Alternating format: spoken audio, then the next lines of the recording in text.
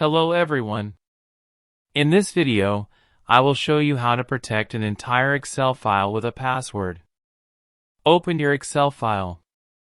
Click on File. Click on Info. Click Protect Workbook. Select Encrypt with Password. Enter a strong password.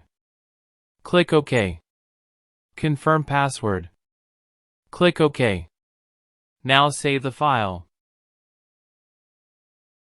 Close Excel. Reopen the file. Excel will now ask for the password before opening. If you forget the password, the file cannot be recovered easily. So always store it safely. This method protects the entire file, not just the sheet. That's how you protect an Excel file with password.